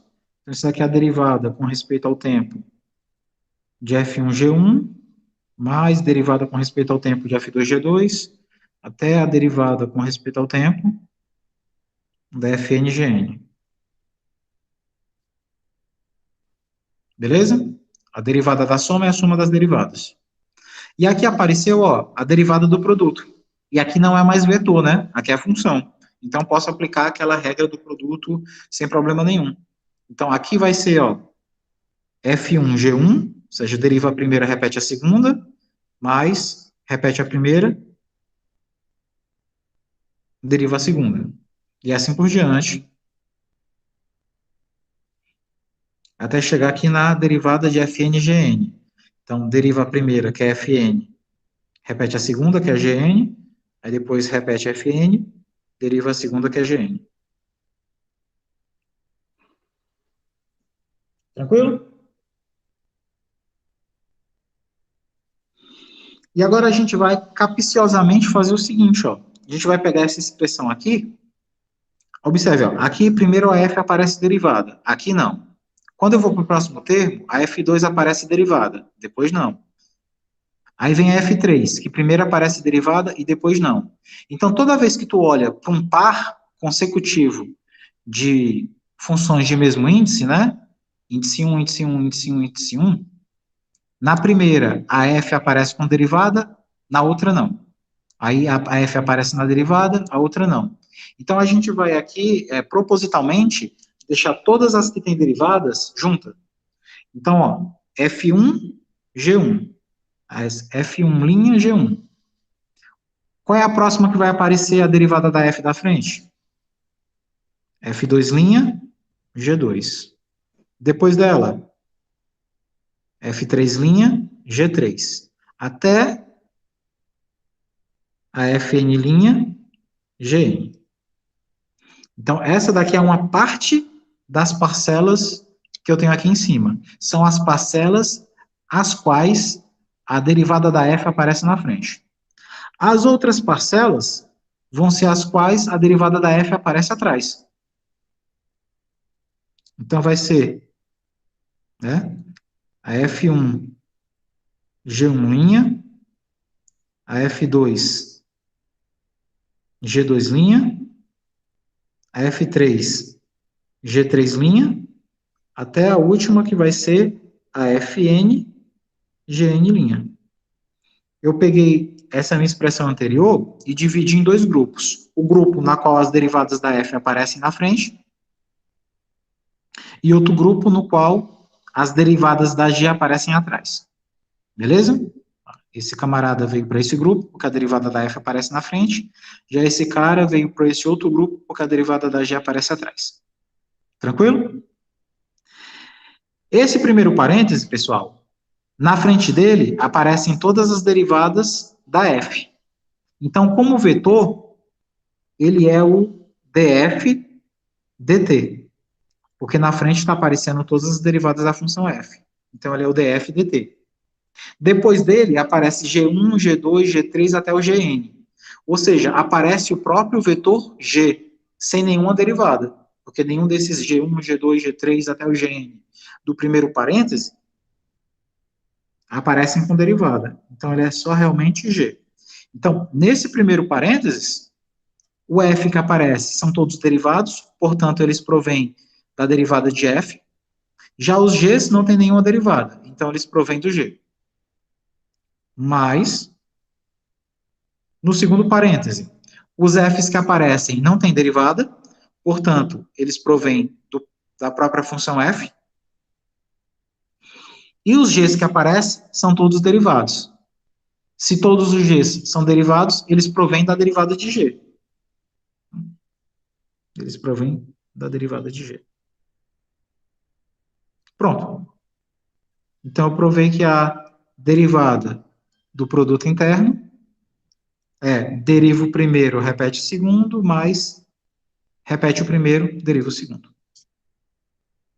E com isso a gente demonstra a derivada do produto interno. Deu para entender aí, moçada, como é que foi o esquema?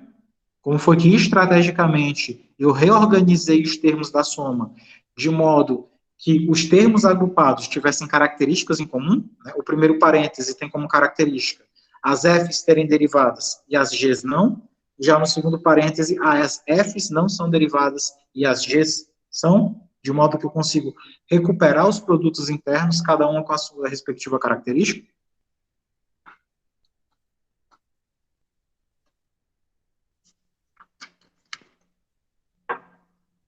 Deu para entender aí como é que foi a construção? Deu sim, Odete. Beleza. Qualquer coisa aí, avisa. Isso daqui é a página 9, né, eu acho.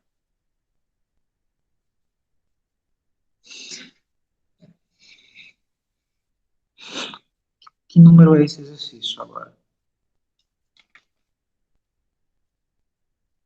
Exercício 11.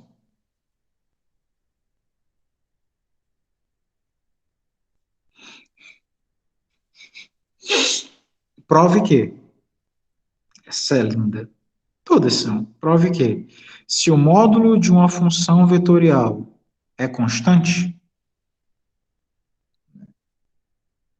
K pertence aos reais, obviamente isso para todo T, então, o produto interno dessa função com a sua derivada dá sempre zero.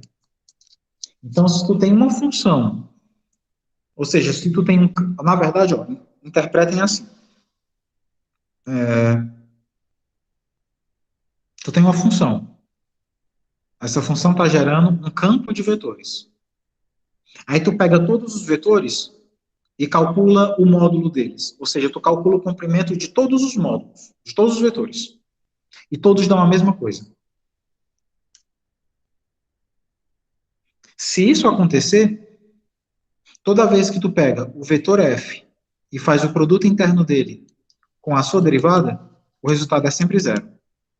Traduzindo, o vetor, produto interno, com a sua derivada, lembrando que a derivada é um vetor tangente, não é isso? Isso está dando zero. Pergunta, que posição relativa o vetor f e o vetor derivada de f tem? Qual é a posição relativa entre esses dois vetores? Qual é a posição relativa que se dá quando o produto interno entre dois vetores é zero? Eles são perpendiculares? Exato. Então, se tu tem uma função que gera um campo de vetores e todos os vetores gerados têm o mesmo tamanho, então o vetor posição e o vetor velocidade são sempre perpendiculares. Senhores, a Dara está aí? Senhores e senhoritas, apresento para vocês a concepção analítica vetorial do movimento circular. O que vocês estão vendo aí é o movimento circular. Pois é, Dara. Então, senhores, senhoras, senhoritas, gnomos e duendes, como eu dizia lá em geometria analítica. O que tu tem aqui é o movimento circular. Por quê? Porque se eu tenho uma função que gera vetores e o módulo de todos esses vetores é constante, necessariamente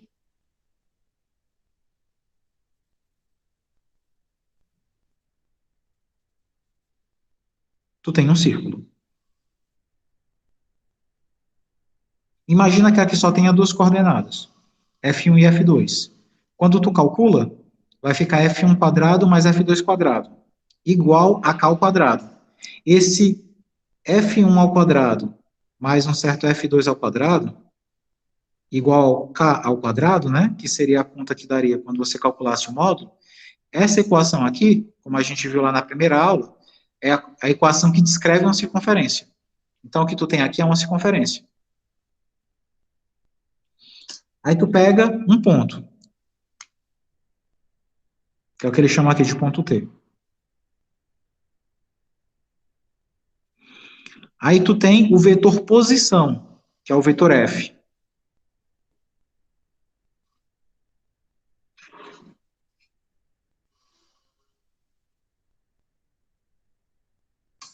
Tá aqui o vetor posição. E esse outro vetor aqui, que é tangente, é o vetor derivada. Como o produto interno deles é zero, o vetor posição e o vetor derivada sempre vão ser perpendiculares, né? Sempre vão ser ortogonais. Então, o que você tem aqui é o famoso movimento circular. Se você calculasse aí a segunda derivada, se o f é a função horária do espaço, a derivada de f é a função horária da velocidade, correto? E a segunda derivada seria a função horária da aceleração. Aí você ia olhar aí que a aceleração ela está apontando para dentro do círculo.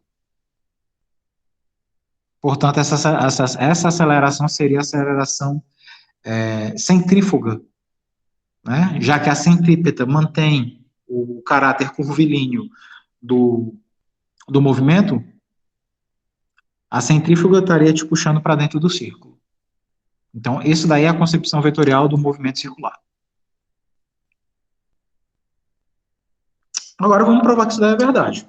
Bom, o que eu tenho é o seguinte, eu tenho que a minha hipótese é que o módulo da minha função é constante. Bom, então o módulo da minha função é constante. Isso daqui, pessoal, eu posso pegar e posso elevar ambos os lados dessa equação ao quadrado, né? Então, posso pegar o módulo de f ao quadrado, isso daqui fica k ao quadrado. E como a gente viu em geometria analítica, o que é o módulo de um vetor ao quadrado? O módulo de um vetor ao quadrado é o produto interno daquele vetor com ele mesmo. Não sei se vocês recordam desse resultado aqui. Sempre que eu tenho o módulo de um vetor ao quadrado, o módulo do vetor ao quadrado nada mais é do que o produto interno desse vetor por ele mesmo. Então, isso daqui fica igual a k ao quadrado.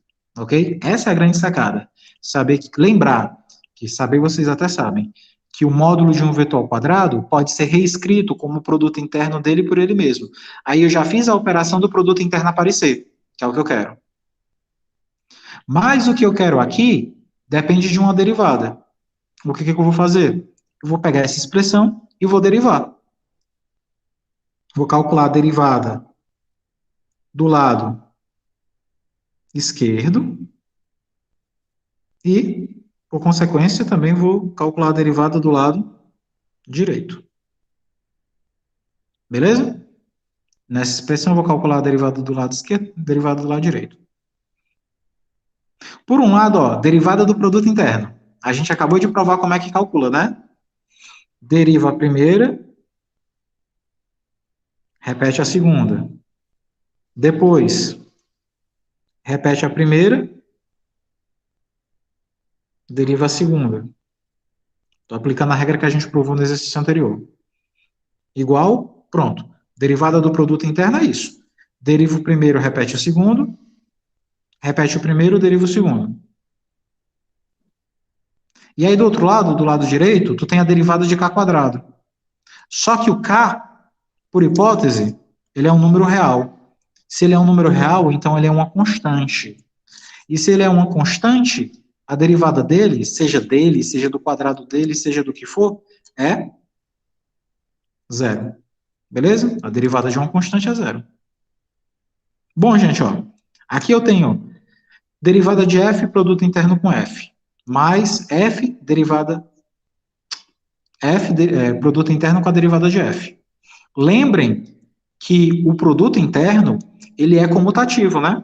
Então, tanto faz eu fazer f, produto interno derivada, como derivada, produto interno com f. Esses dois caras são a mesma coisa. O que muda a ordem é o produto vetorial, mas o produto interno, a ordem dos fatores não altera o resultado. Então, eu estou somando um cara com ele mesmo, então dá duas vezes ele. Duas vezes o produto interno de f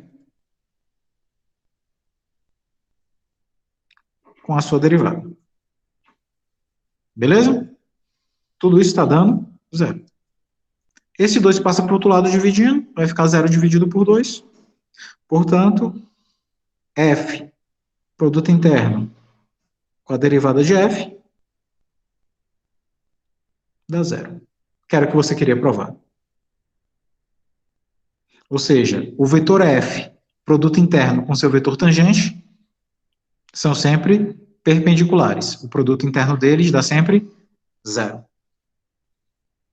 Beleza, moçada? Deu para entender aí como é que foi essa construção?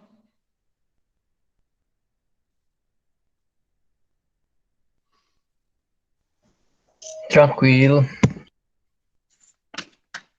Pronto. Pessoal, são 9:02. Não cumpri nem... Assim, eu cumpri todo o que eu tinha, entre aspas, pensado para limite, continuidade e derivada. Aí a próxima aula da gente, ou eu vou gravar alguma coisa sobre integral e comprimento de arco, para a gente poder finalmente finalizar o set, ou então a gente pega para finalizar e fazer exercício dele na próxima. Então anotem aí, eu vou indicar alguns exercícios dessa parte de derivada, que vocês tentam fazer, aí na próxima aula eu termino esse conteúdo do set, se eu não tiver gravado, e aí a gente faz uns exercícios aí sobre isso, porque tem muito resultado legal e a grande maioria desses resultados são aplicações de física. E aí, para vocês que são da física, não fazê-los é assassinato. Então, ó, anotem aí. Nessa sessão, que é a sessão 7.5 do Guidorismo,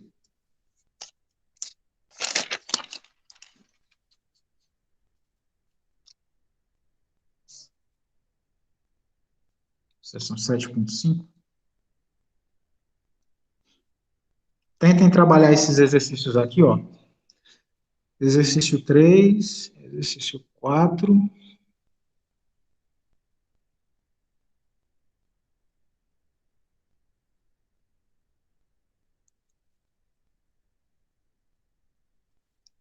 cinco, 6, 8, 9, 10, 11, 13, 14.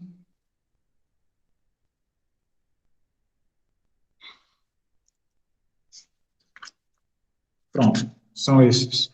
1, 2, 3, 4, 5, 6, 7, 8, 9, 10. Esses 10 exercícios. Eu tinha pensado em fazer com vocês, mas não deu tempo, para variar. Esse negócio de 2 horas semanais sei não. Não sei como é que vocês conseguem aprender desse jeito, não. Então, tentem trabalhar esses exercícios. Se vocês fizeram algum e quiserem saber se está no caminho certo, tá ok, joguem lá no grupo. Se alguém precisar de alguma ideia para resolver algum, joga lá no grupo também. Né? E aí, no próximo encontro da gente, eu termino integral. Integral por incrível que pareça, integral é super simples para funções. É só conta. Tem uma aplicação de física muito bonita sobre a relação entre integração vetorial, impulso e quantidade de movimento em mecânica. Essa daí a gente não tem como não fazer. E aí, comprimento de ar. Aí tem umas questões assim mais complexas de fazer. Essas aí, de fato, eu tenho que fazer com vocês. E aí a gente finaliza finalmente o capítulo 7. Tranquilo? Dúvida, moçada? Tranquilo. Pronto. Depois encerrar aí a gravação, Marcos.